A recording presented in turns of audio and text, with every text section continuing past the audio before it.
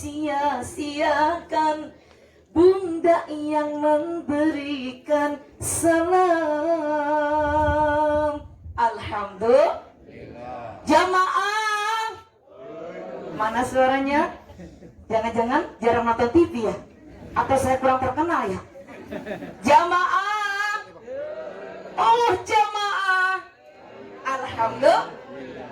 Sambil ngunyah boleh, mulutnya sambil makan kue boleh. Jawab di hati nggak apa-apa. Assalamualaikum ayah. Assalamualaikum bunda. Assalamualaikum semua.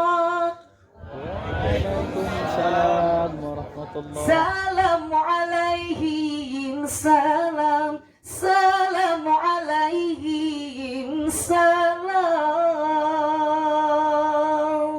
Alhamdulillah. Bismillahirrahmanirrahim. Alhamdulillahi rabbil alamin. Wabihi nasta'in ala umurid dunya waddin.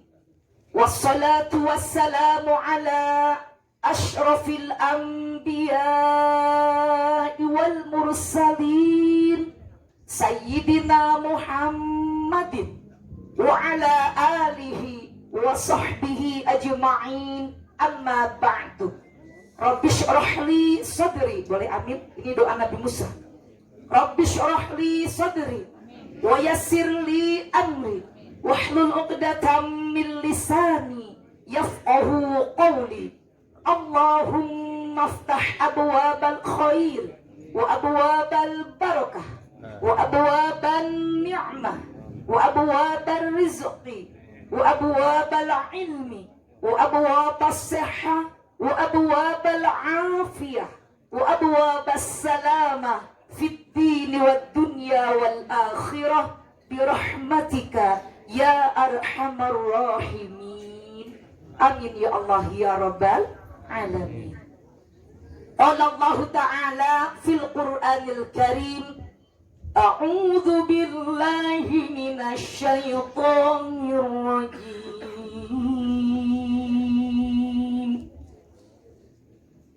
Bismillahirrahmanirrahim. Iqra bismi rabbikal ladzi khalaq. Khalaqal insana min 'alaq. Iqra wa rabbukal akram. Alladzi 'allama bil qalam. 'Allamal insana ma lam ya'lam. Shadaqallahul 'azim. Qala Nabi sallallahu alaihi wasallam, kun 'aliman aw muta'alliman aw mustami'an aw muhibban fala takun khamisan fatahlik. Wa qala Nabi sallallahu alaihi wasallam, khairukum man ta'allama al-Qur'an wa 'allamahu. Wa qala aydan, idza mata ibnu adam in qata'a 'amaluhu illa min thalathin: sadaqatin jariyatin aw 'ilmin yuntafa'u bihi aw yad'u lahu wa waladin salih yad'u lahu. Sadaqallahul 'azim wa sadaqa rasuluhun nabiyyul habibul karim. Wa nahnu ala dzalika minasyahidin wasyakirina walhamdulillahi rabbil alamin. Mohon izin yang terhormatnya saya mau baca karena baru pertama kali, jadi belum sempat berkenalan. Yang terhormat Bapak Wali Kota Padang Panjang atau yang hadir hari ini tadi sudah menyampaikan kepada kita, Bapak Wakil Wali Kota, subhanallah.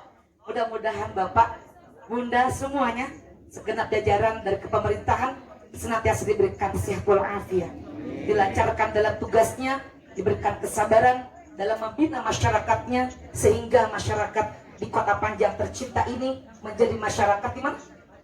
Padang Panjang. Padang Panjang menjadi masyarakat yang baldatun thayyibatun wa rabbun ghafur. Amin ya Allah ya rabbal alamin.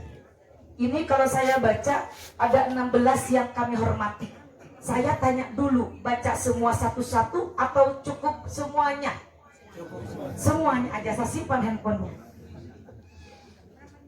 Yang sama-sama kita muliakan segenap alim ulama, para tokoh masyarakat, para guru-guru, para ustadz-ustadzah, para pimpinan dari seluruh wilayah Padang Panjang, dan juga ayah bunda yang tercinta, tanpa mengurangi rasa hormat, wabil khusus kepada tokoh pemuda yang telah bekerja sama sekuat tenaga, dan yang terkhusus yang duduk di sana menyendiri,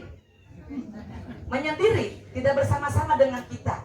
Ayahanda Buya Syahabuddin, mudah-mudahan sehat selalu, dan insya Allah nanti ini akan diisi oleh lantunan-lantunan kalam ilahi, berkumandang di sini, menggema di sini ayat-ayat Al-Quran dan juga keilmuan di bidang Al-Quran. Amin ya Allah ya Rabbal Alamin.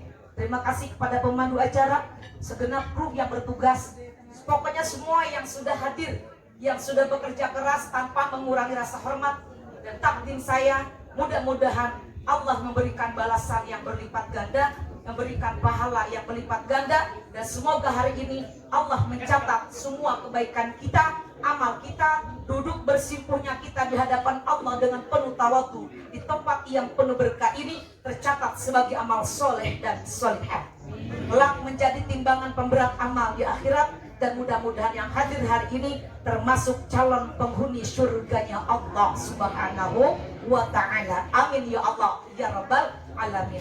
Yang tercinta, yang cantik jelita, Bunda Wedi Karnalis, ini adalah mama saya. Mama saya kedua, ada mama yang melahirkan, ada mama yang membesarkan. Ini membesarkan nama saya di Australia. Jadi saya ke Australia itu 4 kali berturut-turut. Ngapain ke sana ya? Bagaimana ceritanya saya dengan Bunda Wedi bisa jadi anak dan ibu? Nah, ceritanya saya itu diundang oleh salah satu anak TPA yang dulu pernah ngaji.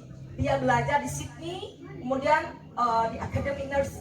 Kemudian dia bilang, saya berjanji kalau suatu saat saya selesai untuk menempuh belajar di Australia, akan ada 2 orang yang akan saya undang untuk hadir di acara wisuda saya. 1 ibu kandungnya, kedua guru ngajinya.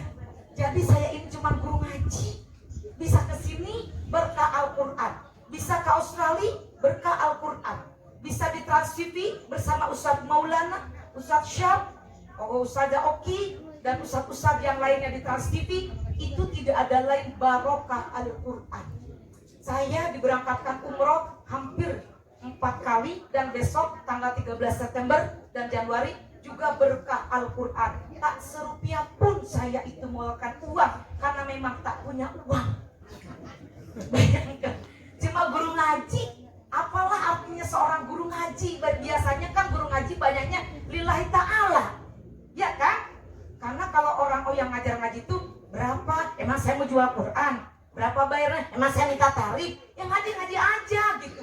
Makanya guru-guru ngaji jangan khawatir, teruslah membina anak-anak mengaji. Allah yang akan berikan rezeki min haitsu la yahtasib. Itu keyakinan. Karena kita bekerja staf Allah. Jadi bekerja untuk Allah, biarlah Allah yang urus urusan kita, kita urus urusan Allah. Dan semuanya yang hadiran ini termasuk adalah hamba-hamba Allah yang terpilih, yang mau mengurus kepentingan Allah. Alhamdulillah keliling se-Indonesia itu berkah Al-Quran. Alhamdulillah ke semuanya acara-acara itu barokah Al-Quran. Jadi kalau saya ditanya, Bunda Tuti apa profesinya? Dengan bangga saya lantang bilang, saya profesinya guru ngaji. Saya tidak malu. Saya ditanya siapapun, Bunda apa kerjanya? Guru ngaji. Hah? Masa guru ngaji? Iya emang guru ngaji. Saya bangga menjadi guru ngaji Pak. Alhamdulillah saya tidak pernah melamar untuk mengajar mahasiswa, tapi saya dilamar oleh Rektor Institut Ilmu Al-Quran Jakarta, Bu Profesor Dr. Haja Zaimah Tahidoyanggo. Saya kebetulan dari kecil dididik oleh ayah itu memang mengaji, pagi mengaji, siang mengaji, sore mengaji, malam mengaji, bangun tidur suruh ngaji, mau tidur suruh ngaji, mau main ngaji dulu. Ya Allah pulang main ngaji lagi, ngaji aja gitu. Kata bapak gini, Tuti, kamu nanti kalau sudah besar tak usahlah kamu jadi apa ini apa itu, nggak usah, cukup jadi guru ngaji, ya? Hah? Tak ada pilihan Pak? Tidak. Anak bapak 4, yang 3 terserah mau punya cita-cita apa, tapi bapak harapkan dari anak yang satu ini Tuti jadi guru ngaji ya. Nggak dituntut jadi polisi kok Pak. Oh, ada bapak polisi, ada bapak TNI di sini. Tak usahlah Tuti jadi pejabat atau nggak usah. Jadi guru ngaji cukup. Karena bapak ingin ketika bapak menghembuskan nafas terakhir, ketika bapak berada di dalam kubur, ketika anak Adam terputus semua amalnya, maka yang bapak harapkan adalah 1, ilmu yang bermanfaat, 2, sedekah jariyah, 3, doa anak yang soleh. Dan bapak tidak sanggup membayar orang setiap waktu untuk mengaji, untuk mendoakan bapak. Tapi kalau anak bisa every time, you can reading Quran for me. In everywhere, if you remember me, you can reading Quran for me. Just my son, just my children. Itu kata bapak. Mudah-mudahan di sini akan ada muncul calon-calon generasi Al-Quran, calon-calon penerus agama yang insya Allah akan menjadikan muda-mudi, para remaja, orang tua, anak-anak semua menjadi warga yang mencintai Al-Quran. Insya Allah Al-Quran akan menjadi syafaat yaumal qiyamah, akan menjadi penerang di alam kubur, dan akan menyambut para pembacanya di yaumal qiyamah. Bapak, Ibu, Ayah, Bunda semua yang tercinta, mari bersyukur kepada Allah. Alhamdulillah hari ini kita masih diberikan umur panjang, sehat walafiat, dan kesempatan menyempatkan waktu untuk duduk bersama di sini menyaksikan peresmian Darul Quran SLA, yaitu Syarifah Laila Az-Zahra. Saya tadi cuma dipelan-pelankan supaya bapak-bapak udah hafal apa belum? Sampai di SLA Syarifah Laila Az-Zahra. Maka bersyukur dan berbangga hati saya jauh-jauh dari Jakarta datang ke sini hanya untuk ikut berbahagia karena melihat ini rumah. Memang betul kalau tidak difungsikan berarti tidak ada manfaatnya. Dan ini sekarang di hadapan kita sudah rapi, sudah bersih, dan siap untuk dihuni oleh para pembaca Al-Quran, para pencipta Al-Quran. Mudah-mudahan wilayah ini berkah, bertambah berkahnya. Ini tadi kata Bapak disebutkan rumah Quran atau tempat Quran mengaji yang ke-93 lebih. Betul? Siapa tadi yang menyampaikannya? Kok jadi lupa ya? Mana Bapak yang menyampaikannya ya? Kemana itu? Oh, lagi menelpon dia. Berikan Bapak.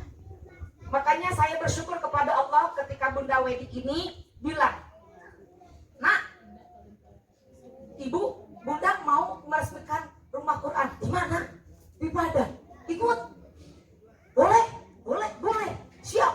Saya lihat jadwal. Ya Allah, bismillah, lihat kalender semoga kosong. Dan tanggal berapa Bunda? Tanggal 9 bulan Agustus. Wah, Bunda tanggal 7 kosong sampai dengan tanggal 10 saya kosong. Yes, alhamdulillah. Ikut. Enggak tahunya hari Rabu. Tadinya mau Selasa katanya, tapi jadi haram. Itulah izin Allah. Saya mengenal sosok Bunda Wedi ini ketika pertama kali ke Australia. Jadi saya ini diminta untuk ceramah di Australia, untuk mengajar Al-Quran, mengajarkan tahfidz Quran, memberikan training kepada guru-guru TPA, kemudian mengadakan workshop bagaimana beribadah, bagaimana sholat wudhu dengan 4 madhab seperti apa sih sholatnya Imam Hanafi, Imam Hambali, Imam Maliki, Imam Syafi'i. Saya walaupun anak kecil mungkin gak dilihat kecilnya, tapi mungkin dilihat ilmunya barangkali sedikit bisa bermanfaat.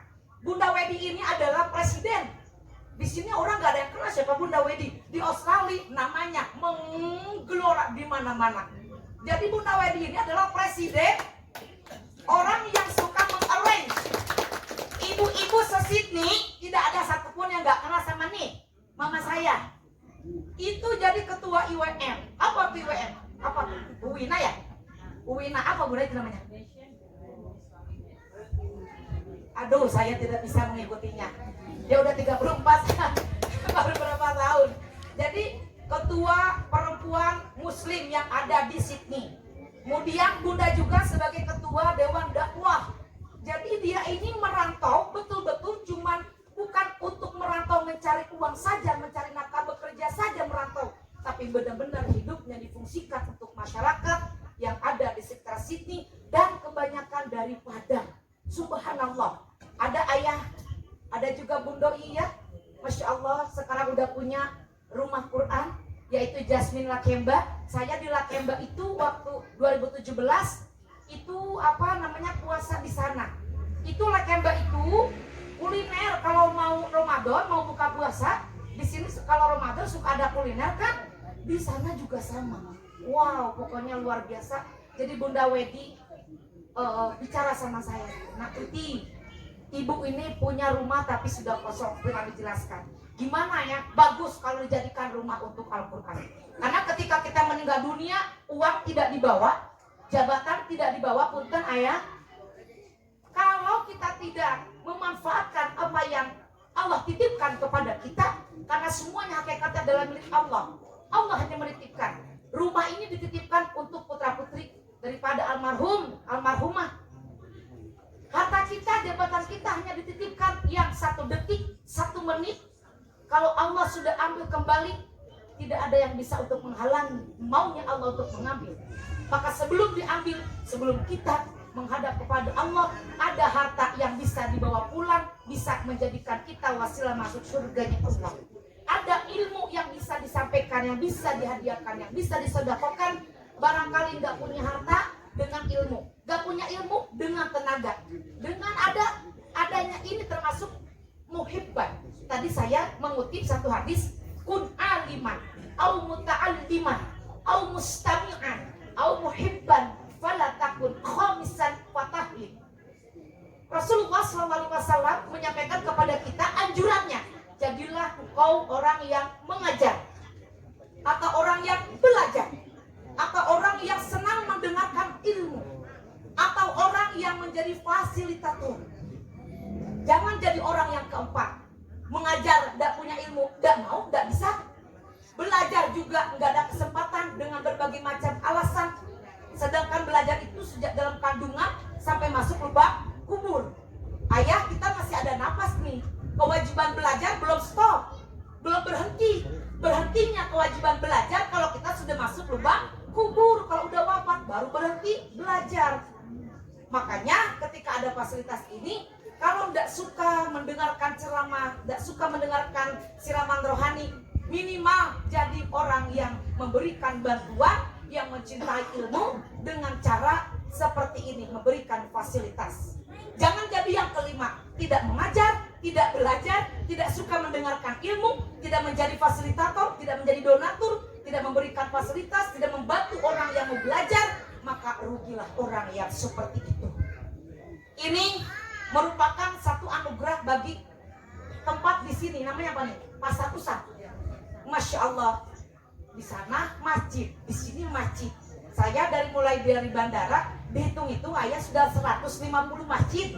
Pantas disebut sebagai kota Serambi Mekah. Dan di gapura yang ada belakangnya air terjun, saya langsung bismillahirrahmanirrahim. Tolong figuranya kota Serambi Mekah. Jadi saya dipoto, saya baru pertama kali ke sini. Kalau bukan lantaran barokah Al-Quran, entah kapan saya sampai mati kali saya tidak pernah ke Padang. Ini barokah Al-Quran ini. Saya bisa ke sini, Masya Allah. Bunda yang tercinta, ayah anda yang tercinta. Tadi saya mengangkat ayat surah Al-Alaq. Wahyu yang pertama kali Rasulullah SAW, Nabi Muhammad SAW menerima dan langsung perintah dari Allah membaca. Jadi Allah itu memerintahkan kepada kita bukan pertama kali tulis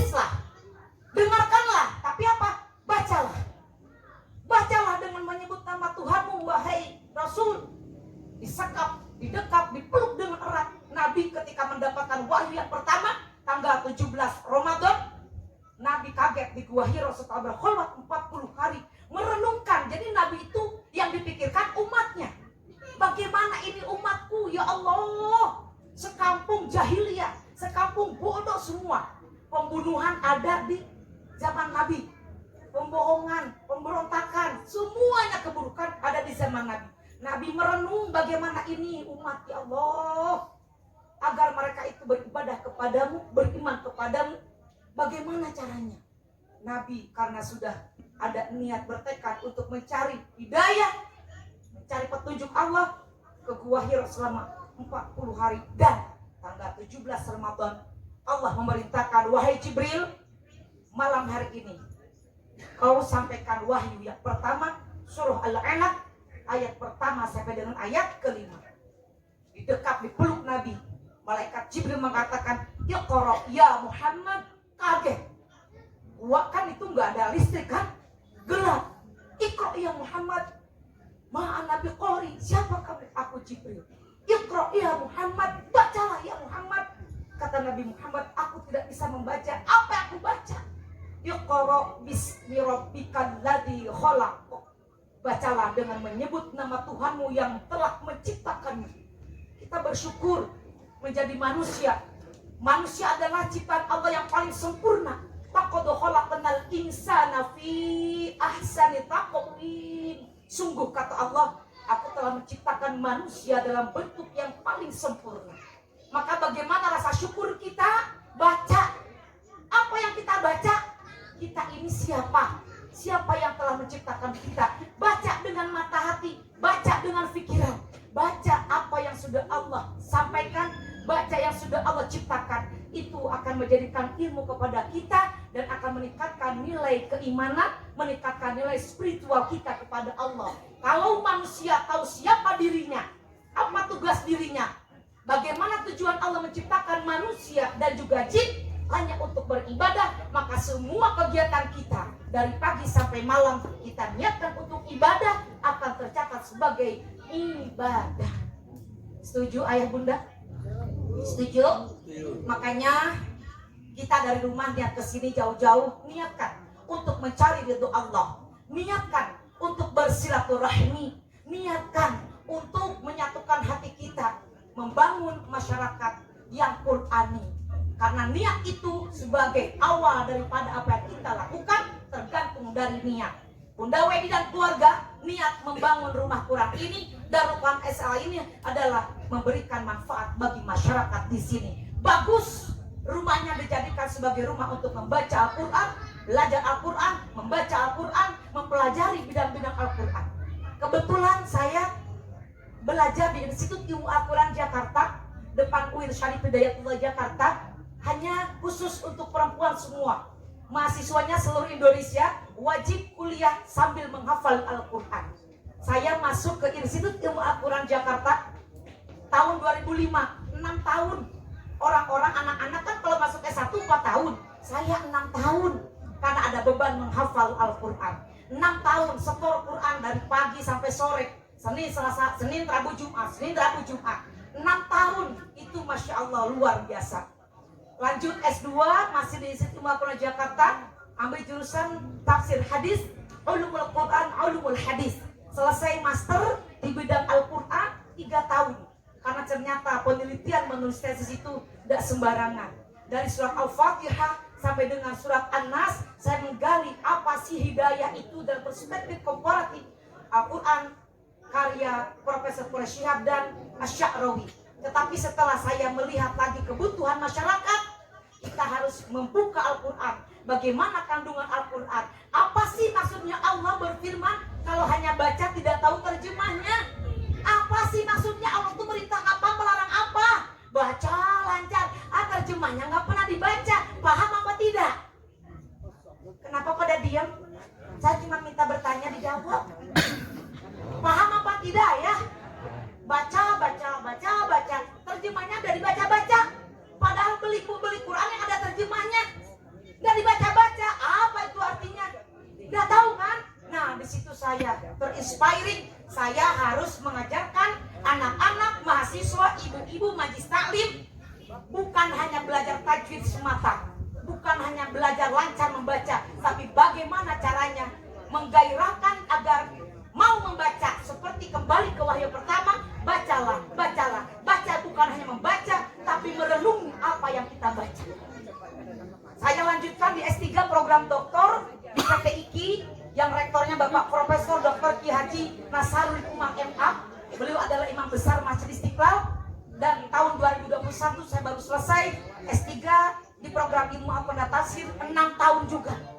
Karena ternyata menulis disertasi itu Masya Allah susah luar biasa. Saya hanya ingin mencari bagaimana sih kecerdasan berkomunikasi. Bagaimana dalam Al-Quran saya gali, saya teliti dari Al-Fatihah sampai dengan surat An-Nas. Ternyata ada 49 kata-kata aulan karima, aulan azima, aulan ma'rufa. Ternyata kata Profesor Nasrul Umar, Saudara Promovenda, Anda betul-betul sudah meneliti dari Al-Fatihah sampai An-Nas, dan saya belajar dari disertasi Anda. Saya kebetulan dapatnya cum laude karena mencari, menggali kalimat-kalimat dari Al-Quran sehingga ketemu. Masya Allah, ketika saya belajar Al-Quran bukan menulis. Profesor-profesor menyampaikan ayat ini satu ayat maksudnya begini-gini. Ini tafsir tematik, tafsir maudhu'i, begini maksudnya. Allah memerintahkan ini, Allah melarang ini, Allah menganjurkan ini, Allah berikan balasan ini. Allah sayang kepada kita. Allah berikan tanda-tanda orang beriman itu apa-apa-apa. Allah berikan, kata Allah, janji nanti bagi yang beriman, bertakwa, surga. Surga itu seperti apa? Ini kan kita di dunia belum ke surga. Ada yang sudah mampir ke surga? Ada? Siapa yang udah pernah ke surga mampir 3 hari gitu nginep di sana? Udah? Enggak tahu kan? Tapi Allah sayang sama kita. Surga itu seperti ini, seperti ini, seperti ini. Neraka itu seperti ini, seperti ini, seperti ini. Keadaan di surga seperti ini, keadaan di neraka seperti ini. Allah berikan kebebasan kepada kita. Silakan. Hidup itu memilih. Sealam dunia gak ada yang sholat, sealam dunia gak ada yang ngaji, terserah, kata Allah. Tidak akan sedikit pun mengurangi kehebatanku. Siapa kamu? Kamu di dunia cuman numpang. Kalau kamu diusir dari dunia, mau kemana? Mau ke planet mana? Jangan jadi orang yang membangkang.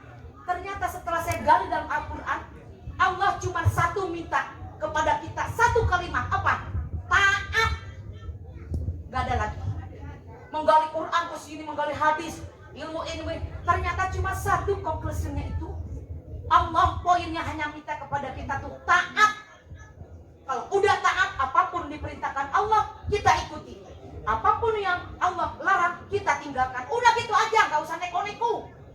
Nabi Adam udah pernah tinggal di surga. Sombong sedikit, diusir, ada dunia. Nah kita pengen ke surga, banyak dosa. Nabi Adam dosa cuma satu. Nah kita banyak dosa, pengen ke surga. Kalau Allah tidak terima, Allah usir, kita mau kemana? Sedangkan kita semua sudah bau tanah. Siapa yang sudah merasa bau tanah? Semua udah merasa bau tanah? Bila Israel datang memanggil, jasad terbujur di pembaringan. Boleh dibantu? La la la la. Bantuin dikit aja, karena gak ada organ saya. Biasanya kalau ceramah saya pakai organ. Bila Israel. Belum. Jadi kalau saya kasih kode begini, la la la la gitu ya. Ulang lagi, siap semua, jangan ngantuk, dikit lagi. Masih anget kan itu, udah siap. Nasi udah siap, tenang aja. Siap? Bantu ya. Bila Israel datang memanggil, jasad terbujur di pembaringan. Jangan terpaksa, coba. Jangan ragu-ragu juga. La la la la. Bila Israel datang memanggil, jasad terbujur di pembaringan. La la la. Mantap. Seluruh tubuh akan menggigil, sekujur badan kan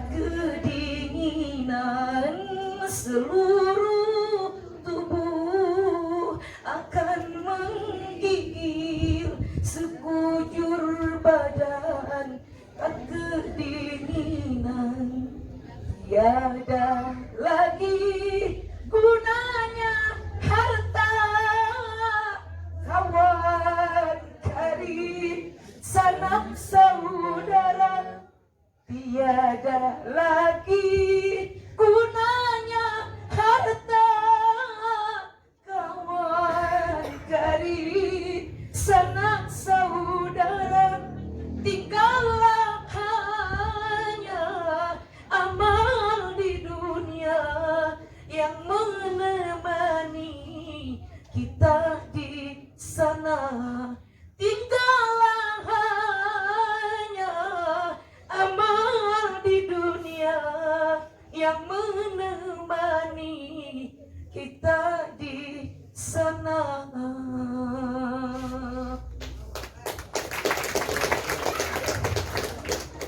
Jadi kita ini mudah-mudahan sebelum wafat adalah sedikit yang bisa bermanfaat. Kata Nabi, khairukum man ta'allamal Qur'an wa 'allamahu.